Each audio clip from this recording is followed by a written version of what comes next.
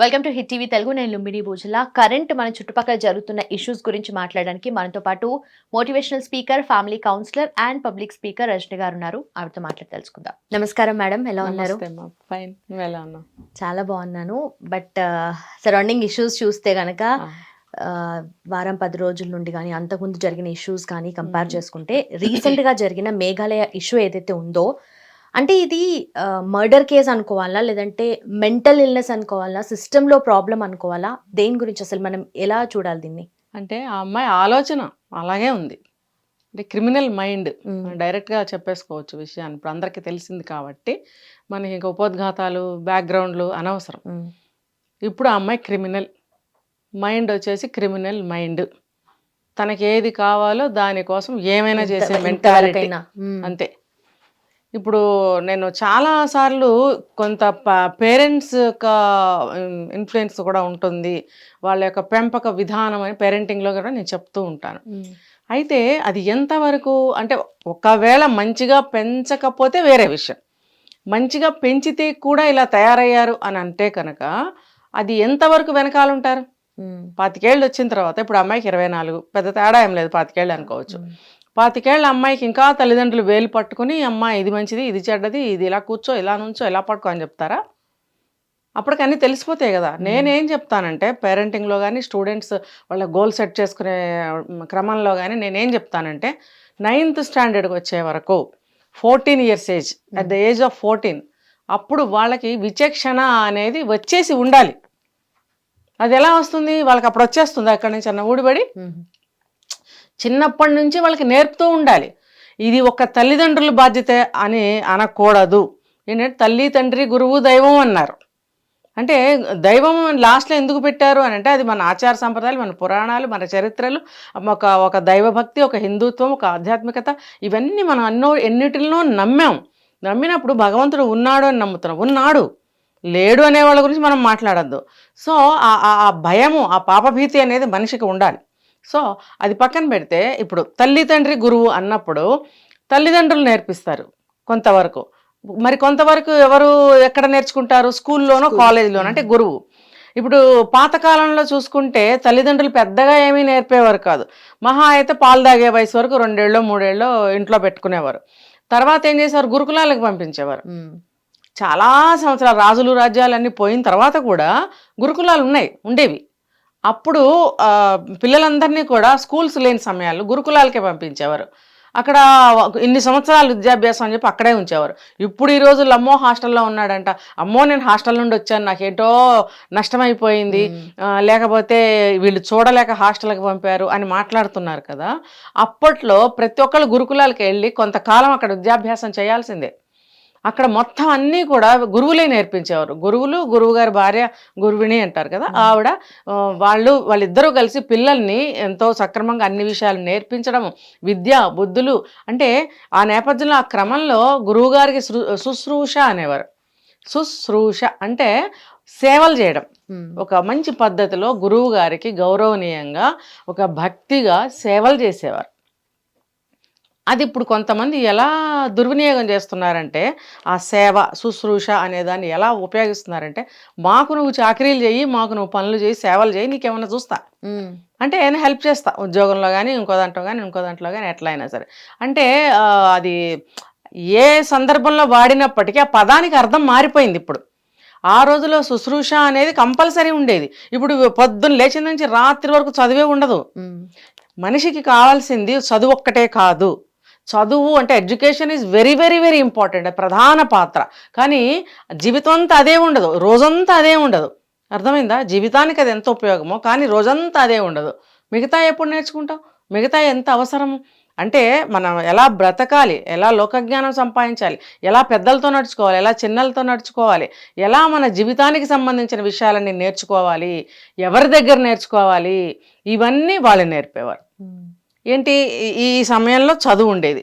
ఉదయం కొంచెం సేపు చదువుకున్న తర్వాత, భోజనం చేసిన తర్వాత, మళ్ళీ సాయంత్రం పూట చదువులు అలా ఉండేవి. మిగతా సమయం అంతా ఇప్పుడు సేమ్ అట్లానే మార్నింగ్ 9 to ఈవినింగ్ 4 స్కూల్ అన్నప్పుడు మధ్యలో లంచ్ బ్రేక్ ఉంటుంది, before lunch after lunch classes ఉంటాయి కదా, అలాగే అప్పుడు కూడా. అయితే మిగతా సమయాల్లో అంటారు కదా గానుగెద్దులు అని అంటారు కదా, అలాగ తిరగమని వదిలేసేవారు కాదు గాడుదుల్లాగా. వాళ్ళకి ఎన్నో నేర్పించేవారు, ఎన్నో ఎన్నో ఎన్నో నేర్పించేవారు. అందులో ఏంటి అని అడగదు, అన్ని కొన్ని సంవత్సరాల పాటు, కొన్ని సంవత్సరాల పాటు వాళ్ళు గురుకులాల్లో ఉండాలి అని అంటే రోజు మొత్తాన్ని వాళ్ళు ఎలా విభజించుకుని ఎన్ని విషయాలు వాళ్ళకి నేర్పేవారో.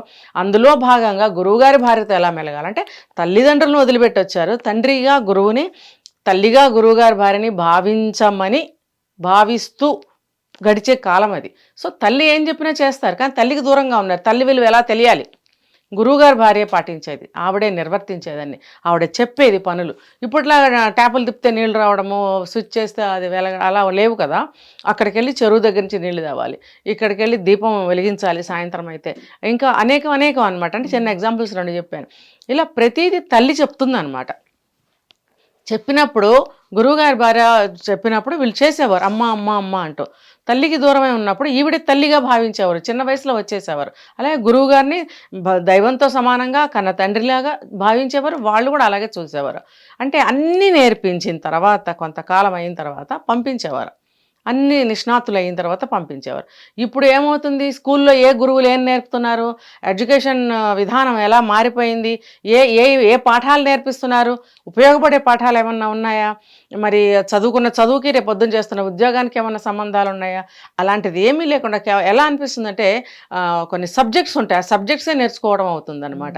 అంతేగాని దాంట్లో నుంచి మనకి జీవితానికి ఉపయోగపడేది ఏమీ ఉండటం లేదు. ఒకప్పుడు పాఠ్యాంశాల్లో అన్నీ ఉపయోగపడేవి, ప్లస్ అన్నీ కూడా సైన్స్ గురించి ఉండేది, సోషల్ గురించి ఉండేది, మ్యాథమెటిక్స్ ఉండేది, ప్రతి సైంటిస్టుల గురించి ఉండేది, ఇంకా ఒక దేశ చరిత్ర గురించి ఉండేది, ప్రతి ఒక్కదాని గురించి కూడా పాఠాలు ఉండేవి. అయితే ఉపయోగం లేని పాఠాలే ఇప్పుడు ఎక్కువ కనిపిస్తుంది. అప్పుడు ప్రతి ఒక్కటి పాఠం ఎలాంటిదైనా సరే ప్రతి ఒక్కటి ఉపయోగపడేది. మరి అలాంటప్పుడు వీళ్ళకి ఇప్పుడు ఏం నేర్చుకుంటున్నారు, గురువుల దగ్గర ఏం నేర్పగలుగుతున్నారు, వాళ్ళకున్న టైం లిమిట్లో వాళ్ళు అన్నీ చెప్పలేరు. ఒకవేళ చెప్పాలని ఎవరన్నా ఒకళ్ళిద్దరు అనుకున్నా కూడా వాళ్ళకి వీలు కాదు, మిగతా వాళ్ళు నాకెందుకు అనుకుంటున్నారు. కాబట్టి ఇప్పుడు యూత్కి చెప్పేవాళ్ళు లేరు. తల్లిదండ్రుల ఉద్యోగాలు బిజీలు, గురువుల స్కూల్లో టీచర్లు, కాలేజీలో లెక్చరర్స్ అంటే వాళ్ళ పని వాళ్ళు అవర్స్ టైం చూసుకుని వెళ్ళిపోతారు. 5 minutes లేట్గా వస్తారు, 5-7 minutes బిఫోర్ వెళ్ళిపోతారు క్లాస్ రూమ్లో నుంచి. అటు ఇటు ఒక 10 నిమిషాలు టైం మిగుల్చుకుంటే వాళ్ళు కాసేపు చీరల గురించో నగల గురించో మాట్లాడుకుంటారు. అంటే అందరినీ నేను అనటం లేదు, నేను చిన్నప్పటి నుంచి చూస్తూ పెరిగాను కాబట్టి ఆ సిచ్యువేషన్ అనేది ఇప్పుడు కూడా అలాగే నడుస్తుంది. వాళ్ళ స్టాఫ్ రూమ్స్కి వెళ్ళి చూస్తే మనకు బాగా అర్థం అవుతుంది. చూశాను కాబట్టి నేను చెప్తున్నా, స్టిల్ టుడే. అయితే వీళ్ళకి ఆ టైము అలా ఉంచుకుంటారే తప్ప ఆ 5 నిమిషాలు కూడా పిల్లలకి ఏమైనా మంచి చెబుదామని ఏ ఒక్క టీచర్ అన్న అనుకుంటే వాళ్ళు బాగుపడినట్టే. ఒక విధంగా ఒక పాక్షికంగా కొంత ఈ రోజుకి ఒక విషయం మంచిది నేర్చుకున్నాము, ఈ రోజుకి ఒక విషయం మేము పిల్లలకు నేర్పగలిగామని టీచర్ నేర్పగలిగితే పిల్లలు కూడా నేర్చుకున్నామని సాటిస్ఫై అవుతారు. అంటే ఆ ఒక్క విషయం నేర్చుకున్నందుకు 30 రోజులు 30 విషయాలు నేర్చుకుంటే వాళ్ళ జీవితాలు బాగుపడవా? ఏ టీచరు తీసుకుంటున్నారు ఆ కేర్? ఎవరూ తీసుకోవట్లేదు. లెసన్ చెప్పడం, వెళ్ళిపోవడం. పాత రోజుల్లో హోంవర్క్లు ఉండేవి, ఇప్పుడు అవి కూడా లేవు. మరి పాత రోజుల్లో ఒక దెబ్బ వేసేవారు, ఇప్పుడు అది కూడా లేదు. అందుకనే చెడిపోతున్నారు. ఇంకోటి ప్రైవసీలు, అడిగిందల్లా ఇచ్చేయాలి, మరి ఏది కావాలంటే అది ఇచ్చేయాలి. డబ్బులా, నగలా, కార్లా, అసలు ఒకటేంటి ఆ పేర్లు కూడా నాకు రావు. ఇంకా ఇంత పొడుగు లిస్ట్ అనమాట. ఏది అడిగితే తల్లిదండ్రులు ఇచ్చేయాలి, ఇవ్వకపోతే డబ్బులు ఇచ్చేయి, ఆన్లైన్లో మేము ఆర్డర్ చేసుకుంటాం, లేకపోతే వెళ్ళిపోతాం గుంపులు.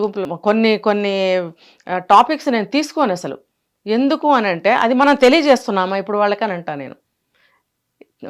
అంటే ఇది ఇంత హాట్గా నడుస్తుంది కాబట్టి మనం చేద్దామని ఎవరన్నా అంటే కూడా నేను అవాయిడ్ చేసిన సందర్భాలు ఉన్నాయి. ఎందుకంటే నేరం జరిగింది, ఎక్కడో జరిగింది, ఏదో అలా అంటే డైల్యూట్ చేసి చెప్పుకుంటారు అంతే. ఇప్పుడు మనం ఇలా తీసుకొచ్చి ఇలా చూపించేస్తుంటే డైరెక్ట్గా నేరస్తులు ఎంతమంది చూస్తుంటారు కదా. కాబట్టి మన విషయాన్నే మాట్లాడుకుందాం ఎప్పుడైనా కూడా. నేను కూడా ఎప్పుడు అదే చెప్తూ ఉంటాను. దీనివల్ల ఏంటంటే ఈ వెబ్ సిరీస్ ఏవో చూస్తూ ఉంటారు ఇప్పుడు, అవన్నీ కూడా ఇంగ్లీష్ మూవీలు, క్రైమ్కి సంబంధించినవి, థ్రిల్లర్స్, హారర్స్, ఇవి చూస్తున్నారు. అమ్మాయిలకు అవసరం అమ్మాయివి? అమ్మాయి అంటే ఏంటి? ఒక పువ్వుతో సమానం, ఒక సున్నితమైన మనస్తత్వం గలది, సున్నితమైన శరీరం గలది, సున్నితమైన భావాలు గలది. ఆడపిల్ల అంటే పువ్వుతో పోలుస్తారు. అటువంటి అమ్మాయిలు ఇలాంటివి చూడటం వల్ల ఇలా రాటుదేలుతున్నారు. నేను ఎక్కడైనా చూసినప్పుడు ఏం చూస్తున్నావు అని ఎవరినైనా అడుగుతాను నేను. ఈవిడికి ఎందుకు అని అనుకుంటారేమని ఆగుతాను. కానీ మరీ ఆగలేక చూస్తూ ఊరుకోలేక నేను కొంచెం అబ్జెక్ట్ చేస్తా ఎప్పుడన్నా కొంతమందిని. కానీ నచ్చదు. ఈవిడెవరు? మా అమ్మే అడగలేదు, మీ అమ్మ అడగలేదు కాబట్టి నేను అడగాల్సి వస్తుంది. మరి అవే అమ్మ చూసేది అంటే అబ్బాయిలు చూడొచ్చా మేడం అంటావేమో. అబ్బాయిలు ఎందుకు చూడాలి అంటే మీరు నేర ప్రవృత్తిని పెంచుకుంటున్నారా? నేను కెమెరా ముఖంగా అమ్మాయిలను అబ్బాయిలు అందరినీ ప్రశ్నిస్తున్నా. మీకు అలాంటివి ఎందుకు?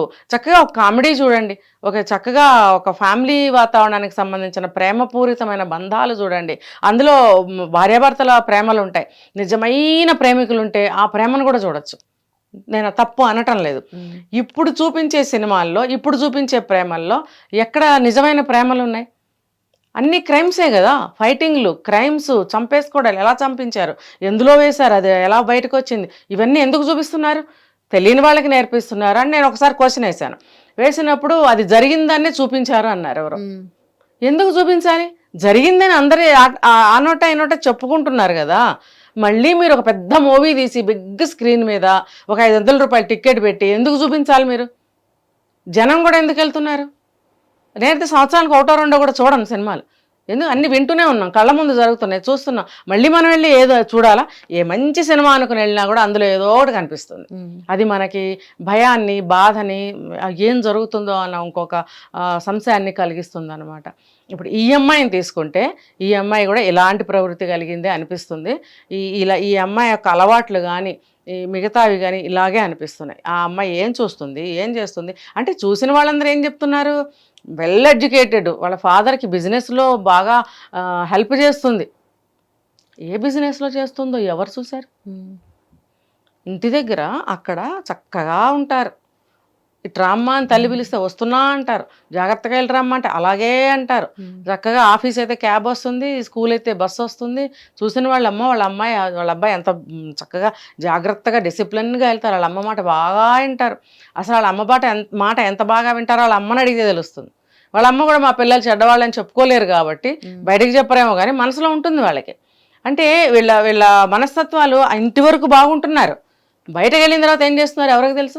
స్కూళ్ళు కాలేజీలు పక్కన దగ్గర ఉంటున్నాయా? పెద్ద పెద్ద బస్సుల్లో ఎక్కి పొద్దున వెళ్తారు, సాయంత్రానికి వస్తారు. వాళ్ళతో పాటు తల్లిదండ్రులు వెళ్ళలేరు. అంతకుముందు రోజుల్లో, ఇప్పుడు కూడా కొన్ని స్కూల్స్లో ఉన్నాయి, వెళ్ళి లంచ్ పెట్టి వచ్చేవారు. అలా ఎన్ని స్కూళ్ళు ఉన్నాయి? ఇప్పుడు లేవు. కాబట్టి పొద్దున వెళ్తే సాయంత్రానికి వస్తారు. స్కూల్ నుంచి ఒక అమ్మాయి వెళ్ళిపోతుందంట రోజు. మరి టీచర్స్ అడగరమ్మా? మరి టీచర్స్కి బాధ్యత ఉందా లేదా? తల్లిదండ్రులదేనా బాధ్యత? లక్షలు పోసి మీ స్కూల్లో చేర్పిస్తున్నామే, ఇంత భరోసా పెట్టి మీ స్కూల్లో పెడుతున్నప్పుడు టీచర్స్కి బాధ్యత లేదా?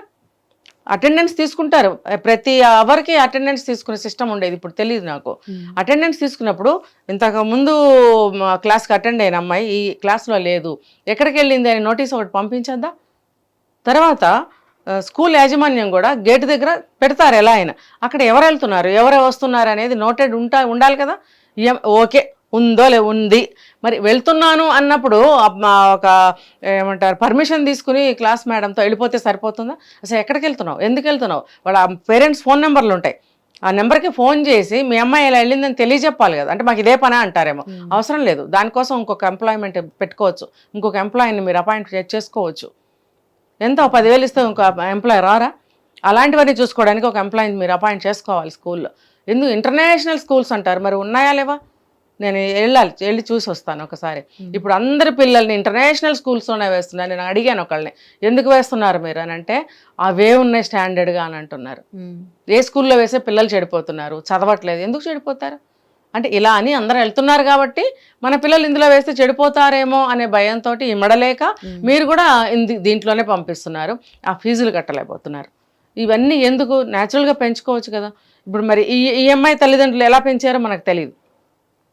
మరి ఒక బిజినెస్ ఫ్యామిలీ అంటే మరి డిసిప్లిన్ ఎంత మాత్రం ఉందో నాకు తెలియదు. జాబులు చేసుకునే వాళ్ళ ఇళ్ళలో ఒక డిసిప్లిన్ ఉంటుంది, బిజినెస్లు చేసుకునే వాళ్ళ ఇళ్ళలో ఒక డిసిప్లిన్ ఉంటుంది. అది లేదని నేను అనటం లేదు, సిస్టమ్ కొంచెం డిఫరెంట్గా ఉంటుంది. ఆఫీసులు స్కూల్కి వెళ్ళే వాళ్ళు ఒక టైంకి పొద్దున లేస్తారు, వెళ్తారు, చదువుకోవాలి, ఒక క్రమశిక్షణ అదొక వేరుగా ఉంటుంది. మరి వీళ్ళింట్లో ఎలా ఉంది మనకు తెలియదు. చదువుకుంది, బాగా చదువుకుంది, అన్నలు ఉన్నారు, తండ్రి తల్లి అందరూ ఉన్నారు, చక్కగా ఒక సంబంధం చూశారు. పెళ్లి చేసినప్పుడు అందరూ అనే మాట, ఇది ఇష్టం లేకపోతే ముందే చెప్పచ్చు కదా అని అంటే తన మీదకి ఏ తప్పు రాకూడదు. అదంతా న్యాచురల్గా జరిగినట్టు నా పాత్ర ఏమీ లేదు, కానీ నేను అనుకున్నది సాధించాలి అని అంటే ఒప్పుకున్నట్టు పెళ్లి చేసుకోవాలి. వాడెవడో ఉన్నాడు కదా దరిద్రుడు, ఆడ కుక్క మొహంలాగా ఉన్నాడు వాడు. అసలు అటువంటి విచిత్రమైన మొహాన్ని నేను ఎప్పుడూ చూడలేదు. ఒక మొహాన్ని బట్టి మనం కనిపెట్టచ్చు, వాడి చూపులు, వాడి ఫేస్ ఒక ఇదిని చూస్తే వాడి మెంటాలిటీ కనిపెట్టచ్చు. వాడి ఫేస్ చూస్తే పెద్ద క్రిమినల్లా ఉన్నాడు. వాడిని ఎలా లవ్ చేసిందో మనకు తెలియదు, చేసింది పో మనకు అనవసరం. మరి వాడితో చేరి ప్లాన్ చేసి ఏమని వాడు బోడి సలహాలు చాలా ఇచ్చాడంట. ఇప్పుడు కొన్ని మనకు ఉంటాయి ఏదో తెలివితేటలు, ఇంకొక ఏదో ఉన్నాడు అనుకో, ఇంకొంచెం ఇది ఏదో తెలివితేటలు చేస్తే చేసి ఉండదంటారా? ఇద్దరు కలిసి ప్లాన్ వేశారు బోడి సలహాలు. ఇలా చేద్దామంటే ఇలా చేద్దామంటే ఫోన్లు అనమాట, ప్రైవసీ ఫోన్లు. తల్లిదండ్రులు ఉంటే ఫోన్ నొక్కేస్తారు, తల్లిదండ్రులు కొంచెం చూస్తున్నట్టుంటే దూరంగా వెళ్ళి మాట్లాడతారు, ఇంకా లేదంటే టెర్రస్ మీదకి వెళ్తారు, ఇంకా లేదంటే కిందకి వెళ్తారు, ఇంకా కొన్ని చూడలేదు కారులో కూర్చొని డోర్ వేసుకుని మాట్లాడతారు. తల్లిదండ్రులు కాళ్ళు ఇరక్కట్టాలి అప్పుడే. ఎవరితో మాట్లాడుతున్నావే నువ్వు, ఎవరితో మాట్లాడుతున్నావురా, మేము వినకూడని మనుషులు ఎవరు అక్కడ, ఇంట్లో మాట్లాడి చావు అనాలి, లేకపోతే ఫోన్ లాగేసుకోవాలి. ఫోన్ లాగేసుకుందని చెప్పి తల్లిని చంపాడు అదవా. అంటే తల్లిదండ్రులు భయం చెప్పకూడదా? వాడిని ఏం చేయాలి? ఇలా క్రిమినల్స్గా ఎందుకు మారిపోతున్నారంటే ఈ మొబైల్స్ వల్ల సగం, మనం వదిలేయటం వల్ల సగం, గారాభం వల్ల సగం, అడిగినట్టు ఇవ్వడం వల్ల ఇలా అన్ని కారణాలతోటి పిల్లలు అలా తయారవుతున్నారు. పిల్లలు ఏంటి పెద్ద 30 ఏళ్ళు వచ్చినా అలాగే ఉన్నారు. అంటే ఇది చిన్నప్పటి నుంచి స్కూల్లో నేర్పిస్తారనో లేకపోతే పెద్దయ్యాక నేర్చుకుంటారో అనుకోకుండా చిన్నప్పటి నుంచి ఇంట్లోనే చాలా నేర్పించాలి. 14 ఏళ్ళు వచ్చేటప్పటికి విచక్షణని సంతరించుకోవాలి. వాళ్ళు ఇది మంచి ఇది చెడ్డ అని ఆలోచించగలిగే విచక్షణని 14 ఏళ్ళకి వచ్చేయాలి. మరి ఆ రోజుల్లో శ్రీరామచంద్రుడికి 14 ఏళ్ళకే పట్టాభిషేకం చేశారు కదా, పెళ్లి చేశారు కదా, అరణ్యవాసానికి వెళ్ళారు కదా. ఎందుకు? అది వయసు అంతే. ఆ వయసుకి అన్ని తెలిసిపోవాలి. ఆ రోజుల్లోనే పెట్టారు. అది ఇప్పుడు కూడా నడవాలి, నడుస్తుంది. 14 ఏళ్ళు వచ్చేటప్పటికి లవర్ కావాలి, సెక్స్ కావాలి కదా. మరి ఇవి వద్దా? ఇంకా మిగతా ఏం వద్దా? మరి ఇవి కూడా నేర్చుకోవాలి. 14 ఏళ్ళు వచ్చేవాడికి అన్నీ తెలియాలి, అన్నీ తెలియాలి. తెలిసినప్పుడు జాగ్రత్త పడతాడు వాడు. నేను వెళుతున్నది మంచిదారా చెడ్డదారా, వెళ్ళొచ్చా వెళ్ళకూడదా, వెళ్తే నష్టం ఏంటి లాభం ఏంటి, ఇటువంటి విచక్షణని కలిగి ఉండాలి. కలిగి ఉంటే తప్పులు చేయరు. అది 14 ఏళ్ల వరకు తల్లిదండ్రుల అండర్లోనే ఉంటారు కాబట్టి తల్లిదండ్రులే నేర్పాలి. 24 ఏళ్ళు వచ్చిన తర్వాత తల్లిదండ్రులు నేర్పక్కర్లా. ఇలాంటి ఎదవలతోనో ఇంకో ఎదవ అమ్మాయిలతోనో చేరి స్నేహాలు చేసి చెడిపోతే దానికి తల్లిదండ్రులు పూర్తిగా కారణం కాదు. అయితే కనిపెట్టుకుని ఉండాలి. ఏం చేస్తుంది, ఫోన్ ఎవరితో మాట్లాడుతుంది, ఎక్కడికి వెళ్తుంది, మనతో అన్యమనస్కంగా ఉంటుందా, మనతో కలుస్తుందా లేదా, భోజనం సరిగ్గా చేస్తుందా లేదా, అడిగిన దానికి సూటిగా సమాధానం చెప్తుందా లేదా, మరి ఇలాంటివన్నీ కనిపెట్టాల్సిన పూచి ఇంట్లో తల్లిదండ్రులదే. తండ్రి అంటాడు, అబ్బా నేను పోటుగాని, నేను ఉద్యోగం చేస్తున్నాను, బిజినెస్ చేస్తున్నాను, నేను సంపాదించుకొస్తున్నాను అంటాడు. అయితే మాత్రం ఇంట్లో కొంచెం పట్టించుకోవా? పూర్తిగా తల్లి మీద వదిలితే తల్లి కూడా కొంత పనులు ఉంటాయి. అంటే ఆ కొంత సమయంలోనే వీళ్ళు పక్కదారి పడితే మాత్రం తల్లిదండ్రుల కారణం అని ఎలా చెప్తాము? వీళ్ళకి బుద్ధి జ్ఞానం ఉండాలి. ఉండి మన జీవితం మనం జాగ్రత్తగా అనుకోవాలి. కానీ ఇలాంటి పనోళ్ళతోటి, కుక్కలతోటి, దరిద్రులతోటి, క్రిమినల్స్ తోటి ప్రేమ కాదమ్మా. అది ప్రేమ కాదు, ఓన్లీ ఫిజికల్ నీడ్. పెళ్ళి కాకముందే 1 ఇయర్ నుంచి అని చెప్తున్నారు. 1 ఇయర్ నుంచి ఈ అమ్మాయికి అబ్బాయితో 1 ఇయర్ క్రితం నుంచి ఇదంతా ఉంది. ఎప్పుడైతే ఈ అమ్మాయికి పెళ్లి సంబంధాలు చూస్తున్నారో ఏ కారణంతో వాడు ఆ ఉద్యోగం వదిలేసి వేరే దగ్గరికి వెళ్ళాడు. వీళ్ళ కంపెనీలోనే చేసేవాడు. మరి అలా అలవాటు పడింది కాబట్టే వీళ్ళంతా ఏంటంటే చాలా ముందు నుంచే ప్లాన్లో ఉన్నాడు వాడు. ఈ అమ్మాయిని చేసుకుంటే ఆస్తి కొట్టేయచ్చు, అందుకని ఈ అమ్మాయికి లైన్ వేసి ఉంటాడు. ఈ అమ్మాయి ఏం చేసింది, ఇలా వాడుకుంది.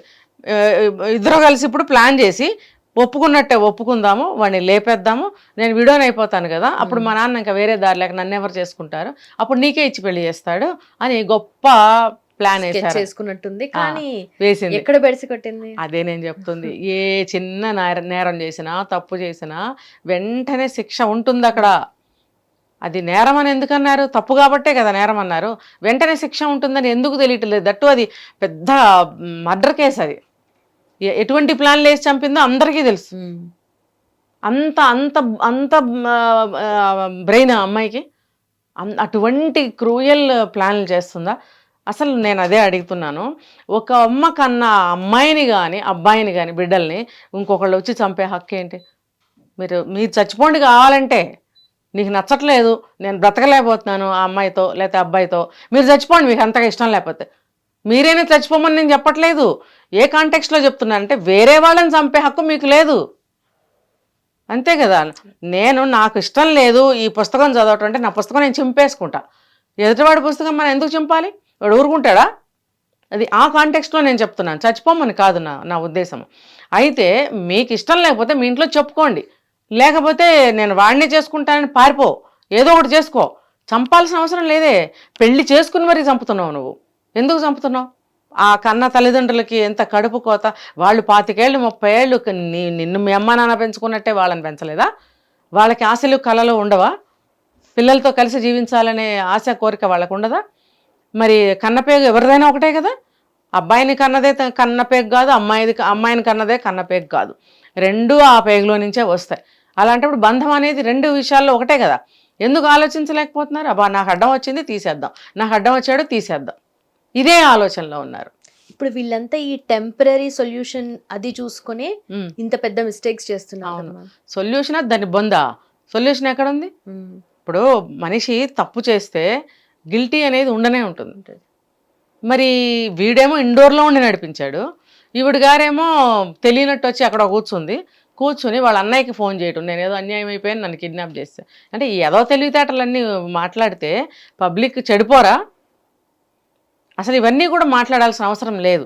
దాన్ని తీసుకెళ్ళి శుభ్రంగా అండమాన్ జైలు ఎవరికి కనపడకుండా పడేయటమే, కూడు నీళ్ళు కూడా ఇవ్వకూడదు. అంటే చిన్న బాధే నీకు తెలియకుండా పెరిగావు. అసలు నువ్వు ఆ రకంగా హింసంగా చేసేసి క్రూరాతి క్రూరంగా నీచాతి నీచంగా చంపావే ఒక అమ్మ కన్న బిడ్డని. రేపు నీకు బిడ్డ పుడితే నీకు ఆ బాధ తెలుస్తుంది. అలాగే నా చేస్తావు? ఆ ఆక్రందనలు, ఆ నొప్పి, ఆ బాధ, ఆ రక్తం పారటము, నీకు అసలు ఆడదానివేనా? నీకు హృదయం ఉందా? ఆడదాన్ని పువ్వుతో పోలిస్తారే, నీకు అసలు హృదయం ఉందా? ఎంత కఠినాత్మురాలివి. వాడు దరిద్రుడు కాబట్టి, వాడు అంతకన్నా నీచుడు కాబట్టి నీ ఆస్తి కోసం వలేసి నిన్ను ట్రాప్ చేసి నిన్ను ఈ విధంగా నడిపించాడు. మరి నీకేమైంది? నీ బుద్ధి? నువ్వు ఆడపిల్లవు కాదు, నీకు మనసు లేదు. నీ ఇంట్లో నీకు ఒక తల్లి ఉంది కదా, నీ తండ్రి ఉన్నాడు. ఈ బంధాల విలువ తెలీదా? ఇప్పుడు ఆడపిల్లలైనా మగపిల్లలైనా దేని విలువ తెలియటం లేదమ్మా. ముందు అసలు ఇవన్నీ తెలుసుకోవాలి. తెలుసుకుంటే ఎంతమంది గిల్లని కూడా గిల్లలేం మనం. అట్లాంటిది చంపేవరకు వెళ్తున్నారంటే వీళ్ళకి అన్నట్టు వాళ్ళు అనుకున్న విషయాన్ని సాధించడంలో ఏది అవసరం లేదు. ఏది కావాలి, ఏది కోరుకోవాలంటే చిన్నప్పటి నుంచి నెరవేర్చుకున్నారు కాబట్టి ఇప్పుడు ఇది కూడా కావాలి. ఏమవుతుంది? నా సాక్ష్యాలు లేకుండా నామరూపాలు చేసేస్తే నన్ను ఎవరేం చేయలేరు. అందుకని ఎక్కడికో తీసుకెళ్ళావు నువ్వు. ఈ 4 అబ్బాయిలే నువ్వు ఎవరినైతే సుపారీ ఇచ్చావో, కిళ్ళి పాన్ ఇచ్చావో వాళ్ళే ఆ పని అయిపోయిన తర్వాత నిన్ను కూడా ఏమైనా చేస్తే నీ బతికేమయ్యేది? చుట్టానికి నువ్వు ఉండేదానివా? అప్పుడేంటి నీ పరిస్థితి? ఇలాంటి వాళ్ళని చంపకుండా పడేయాలి, చిత్రవద అనుభవిస్తూ ఉంటారనమాట. అంటే చదువులో ఒకటి ఏడ్చినాయి కదా, మరి గూగుల్లో ఇవన్నీ సెర్చ్లో ఒకటి వచ్చేసినాయి కదా, ఇవి తెలిసేసుకుని ఎక్కడెక్కడి నుంచో ఏదేదో అన్నీ తెలిసేసుకుని అన్నీ చేసేసి మేము ఆర్థికంగా నిలబడిపోయాము, టెక్నాలజీ పరంగా మేమే ముందున్నాము అని విర్రవీగుతున్నారు. ఏది కూడా ప్రకృతి ముందు నిలబడదని తెలుసుకోవాలి. ఇప్పుడు అదే జరిగింది కదా. నువ్వు ఎన్ని వేషాలు వేసినా, నువ్వు అక్కడికి వెళ్ళి నువ్వు కూర్చుని నన్ను కిడ్నాప్ చేశారన్నా, నువ్వు ఇంకోటన్నా పోలీసులు అయితే మీ అన్నే ఫోన్ చేశాడు పోలీసులకి. ఫోన్ చేసినప్పుడు వాళ్ళు వచ్చారు, చక్కగా తీసుకెళ్ళి నిన్ను అక్కడ కూర్చోబెట్టారు. ఇప్పుడు బాగుంది కదా, మొత్తం బయటపడి. ఇప్పుడు దీనివల్ల ప్రతి అమ్మాయి కానీ, అమ్మాయిలే కాదు, ఈ సంఘటన ద్వారా అబ్బాయిలు కూడా తెలుసుకోవాల్సింది ఏంటనంటే ఏది జరిగినా 2వ నిమిషంలో మనం వెళ్ళి ఎక్కడ ఉండాలో అక్కడ ఉంటాము. అంటే కొన్ని రోజులైన తర్వాత డబ్బు చూపించో లేకపోతే పరపతి చూపించో బెయిల్ తీసుకొచ్చి తప్పుడు సాక్ష్యాలు చూపించి బయటకు తీసుకెళ్లారనుకో, అది ఇంకొక పెద్ద నేరం. ఏ తల్లిదండ్రులైనా ఇలా చేయకండి. బెయిల్ కాదు, ఇంకోటి వాళ్ళు చేసిన తప్పుకి శిక్షని అనుభవించనివ్వండి అని నేను చెప్తున్నా. దీనివల్ల ఏంటంటే ఇంట్లో కూడా తల్లిదండ్రులు మనకు సపోర్ట్ ఇవ్వరు అనే ఒక రియాలిటీని వాళ్ళు అర్థం చేసుకుంటారు. అర్థం చేసుకున్నప్పుడు జాగ్రత్తగా ఉంటారు, తప్పులు నేరాలు చెయ్యరు. మాకేముంది, డబ్బు ఉంది, ఇన్ఫ్లుయెన్స్ ఉంది, వాళ్ళు తెలుసు వీళ్ళు తెలుసు, మాకు బెయిల్ వచ్చేస్తుంది అని అంటే ఆస్తులు అమ్ముకుని కూడా బెయిల్ తెచ్చుకున్న వాళ్ళు లేరా? మరి లాయర్లైనా సరే బెయిల్ ఎందుకు ఇస్తున్నారు ఇలాంటి వాళ్ళకి? డబ్బుకి అమ్ముడు పోయే కదా. మరి అలా కాదు, ఎక్కడ అన్ని వ్యవస్థలు సరిగ్గా ఉన్నప్పుడు మన సమాజం, మన దేశం బాగుంటుంది. అయితే జెండర్ వైజ్గా అని మాట్లాడలేము, కానీ ఇలాంటి సంఘటనలు చూసినప్పుడు, విన్నప్పుడు, తెలుసుకున్నప్పుడు అబ్బాయిలు కూడా పెళ్లి చేసుకోవాలంటే భయపడుతున్నారు. అవును, మరి అమ్మాయిలు చెప్తున్నా, ఇందాక చెప్పాను, అందరు అమ్మాయిలు చెడిపోలేదు, అందరు అబ్బాయిలు చెడిపోలేదు. కానీ మిగిలిన కొంతమంది మంచి అమ్మాయిలు, కొంతమంది అబ్బాయిలు ఇలాంటి సంఘటనలు చూసి నువ్వు చెప్పినట్టు పెళ్ళిళ్ళు చేసుకోవడానికి భయపడుతున్నారు. నిజంగా చెప్తున్నా, మనం ప్రాక్టికల్గా ఆలోచిస్తే తల్లిదండ్రులు మనము అందరం కలిసి వాళ్ళు ఉన్నంత వరకు వాళ్ళతో హాయిగా ప్రశాంతంగా తల్లిదండ్రులతో తోడబుట్టిన వాళ్ళతో అందరూ ఇప్పుడు వరకు ఎలా ఉన్నాం అలాగే జీవించటం అది హాయిగా ఉంటుంది అనమాట. ఈ పెళ్ళి పెటాకలు ఏమీ లేకుండా. ఎవరిని నమ్మాలి, ఎవరిని నమ్మకూడదు, సిగ్గుపడాలి. ఇప్పుడు ఇలాంటి మీటింగ్లు, ఇలాంటి స్పీచ్లు అన్నీ చూసినప్పుడు అమ్మాయిలు అబ్బాయిలు సిగ్గుపడాలి. అరే మమ్మల్ని గురించి కదా ఇలా చెప్పుకుంటున్నారు, కొంతమంది ఇలా ప్రవర్తించబట్టే కదా మమ్మల్ని ఇలా అనుకుంటున్నారు. ప్రతి ఒక్కళ్ళ మార్పు రావాలి. పెళ్ళిళ్ళు చేసుకోకండి అమ్మాయిలు అబ్బాయిలు. ఎందుకో ఏమో రేపొద్దున మీరు అబ్బాయిలను చంపేస్తారో, అబ్బాయిలు అమ్మాయిలను చంపేస్తారో. ఎందుకు చచ్చిపోవాలి? వేరే వేరే అమ్మల కన్నా బిడ్డలు వీళ్ళు, వాళ్ళ బిడ్డల్ని వాళ్ళు ఎంతో కలవగజ్జ పెట్టుకుని వాళ్ళ దగ్గర ఉంచుకుంటారు చచ్చిపోయే వరకు. అంతే కదా. తోడబుట్టిన వాళ్ళని 4, 5, 10 మందిని 15 మందిని ఎందుకు కనేవారు తెలుసా? గతంలో అంత మెడికల్ అడ్వాన్స్ లేదు. అప్పుడు ఎంతమంది మిగిలితే అంతమంది మిగిలేవారు, కొంతమంది చనిపోయేవారు. ఆ మిగిలిన వాళ్ళు కూడా ఎక్కువ మందే ఉండేవారు. ఎందుకు అంతమందిని కనేవారు అని అంటే ఒక రీజన్ అది. రెండోది ఏంటంటే తల్లిదండ్రులు బిడ్డలతో ఎప్పుడు ఉండరు. కొంత ఏజ్ అయ్యాక వాళ్ళు స్వర్గానికి వెళ్ళిపోతారు. అప్పుడు వీళ్ళు ఒంటరి వాళ్ళు అవుతారు కదా. అయినప్పుడు తోడబుట్టిన వాళ్ళు ఏ కష్ట సుఖాలు వచ్చినా మేము ఆదుకుంటాము అని చెప్పి ఒకళ్ళకొకళ్ళు ఒక అండగా ఉండాలని చెప్పి అంతమందిని కనేవారు. అలాగే బ్రతకండి. సమకాలీనులు కదా తోడబుట్టిన వాళ్ళంటే. అందరూ కలిసి బ్రతకండి. ముందు పోవాలి ముందు పోతారు, వెనక వాళ్ళు వెనక పోతారు. ఇంకా అప్పటికి ముసలాళ్ళం అయిపోతాం. అలా కలిసి మెలిసి బ్రతకండి. మళ్ళీ రోజులు తిరిగి వెనక్కే వస్తాయి. చిన్న వయసుల్లో పెళ్ళిళ్ళు చేసుకోవడమో లేకపోతే పెళ్ళిళ్ళు చేసుకోవడం మానేసి అన్నదమ్ములు లెక్కచెళ్ళు అందరూ కలిసి బ్రతకడం అనేది జరుగుతుంది. ఇంకా ఫిజికల్ నీడ్స్ అంటావా, నరాలు చచ్చిపడిపోయి ఇలాంటి విషయాలకి ఎవరికి ఏ ఫిజికల్ నీడ్స్ అవసరం ఉండవు ఇక మీదట. ఎందుకంటే ఇక్కడ ఆలోచన ఎలా ఉంటుందో మనం చేసే పనులు ఎలా ఉంటాయి. మన ఆలోచన పెళ్ళి వద్దు అని నిర్ణయించుకున్న తర్వాత ఎవరికి కూడా ఫిజికల్ నీడ్స్ అనిపించదు. ఇంకా ఆ కోరికలు కూడా చచ్చిపోతాయి అన్నమాట. ఇప్పుడు అంతగా కాకపోతే వేరే వేరే దారులు ఉన్నాయి. అంటే అలా నేను చెడిపోమని నేను చెప్పట్లేదు. అది మీ మైండ్ కంట్రోల్ పెట్టుకోవడం దాని మీద ఆధారపడి ఉంటుంది. ఎవరికి వాళ్ళు నిర్ణయించుకోవాలి ఈ విషయాలు.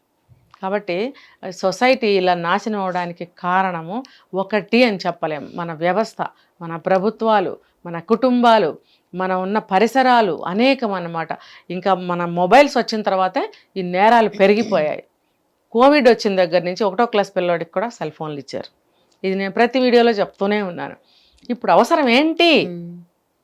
ఇంటర్మీడియట్లో కూడా ఫోన్ అవసరం లేదు నన్ను అడిగితే. డిగ్రీకి వచ్చిన తర్వాత కూడా ఫోన్ దేనికి అవసరమో నాకైతే తెలియదు. వాళ్ళు చదివే చదువును బట్టి వాళ్ళు ఏమైనా దాంట్లో ఏమైనా ఇన్ఫర్మేషన్ కావాలి అనుకుంటే మీరు దీంట్లో చూసుకోవాలి. ఒక వయసుకు వస్తారు, మంచి ఏది చెడేది మీకు తెలుసు కాబట్టి అది అంతవరకే మీరు చూసుకోవాలి. అంతేగాని అది పక్కలో పెట్టుకుని రాత్రిళ్ళు పగలు మీరు ఎక్కడ చూస్తున్నాను చాలామందిని రోడ్ల మీద చెట్టు కింద కూర్చొని పేవ్మెంట్ల మీద కూర్చొని ఊరికే చూసుకుంటుంటారు. వెళ్ళి లాక్కోవాలనిపిస్తుంది ఆ ఫోన్ నాకు. వీటి వల్ల కూడా ఆ ఫోన్ తగ్గించుకోవాలి ఎవరికి వాళ్ళే. ఇప్పుడు ఇన్ని నేరాలు చూస్తున్నారు, ఇన్ని ఘోరాలు చూస్తున్నారు, మనకెందుకు ఇవన్నీ అనుకుని ఏది కావాలో అదే చూసుకోవడానికి అలవాటు పడాలి. పిల్లలకి ఇంటర్మీడియట్ వచ్చే వరకు కూడా ఫోన్లు ఇవ్వకుండా ఉండాలి. ఎందుకంటే సర్టెన్ ఏజ్కి వచ్చిన తర్వాత వాళ్ళకి తెలుస్తుంది మంచి చెడు అనేది. ఆ తెలిసే వరకు కూడా ఫోన్ ఇవ్వద్దని నేను చెప్తున్నా. తగినంత జాగ్రత్తలు తీసుకుంటే కనుక నేరాలు తగ్గుతాయి. ఇప్పుడు ఈ మేఘాలయ అమ్మాయిని తీసుకుంటే పోలీసులు చూసుకుంటున్నారు అమ్మాయి కేసు. ఆ అమ్మాయికి కఠినమైన శిక్షలే ఉంటాయి. ఇప్పుడు ఆ అమ్మాయి చాలా విచిత్రంగా చాలా క్రూరంగా చేసింది కాబట్టి పోలీసులు కూడా అంత తేలిగ్గా వదలరు. ఆ అమ్మాయికి ఎట్లాంటి శిక్షలు పడాలో ఏమేమి శిక్షలు వేయాలో అన్నీ వేస్తారు. హిట్ టీవీ యాప్, ఇందులో short news, live news, entertainment shows, movies, digital magazines తో పాటు మీ జిల్లా వార్తలను కూడా ఫ్రీగా చూడొచ్చు. ఇంకెందుకు ఆలస్యం, వెంటనే హిట్ టీవీ యాప్ ని డౌన్లోడ్ చేసుకుని ఫ్రీగా ఎంటర్టైన్మెంట్ పొందండి. Hit TV app. Hit TV app. Please download hit TV app. Hit TV యాప్ని ఫ్రీగా డౌన్లోడ్ చేసుకొని ఎంజాయ్ చేయండి. మీకు నచ్చిన ఎంటర్టైన్మెంట్ కోసం హిట్ టీవీ యాప్ ని ఫ్రీగా డౌన్లోడ్ చేసుకొని ఎంజాయ్ చేయండి. హిట్ టీవీ యాప్ ని డౌన్లోడ్ చేసుకుని ఆస్వాదించండి, ఆశీర్వదించండి. ఇంతమంది సెలబ్రిటీలు హిట్ టీవీ యాప్ ని డౌన్లోడ్ చేసుకోండి అని చెప్తున్నారంటే ఎంత మంచి యాప్ ఆలోచించండి. అమెరికా అమెరికాలో చదవాలనుకునే వాళ్ళకి విశ్వసనీయమైన పేరు మన శౌర్య కన్సల్టెన్సీ. UK లో 1 year masters, UK లో 1 year masters, 2 years work permit up to 5 years visa. Contact Saurya Consultancy. Contact 89851 89851.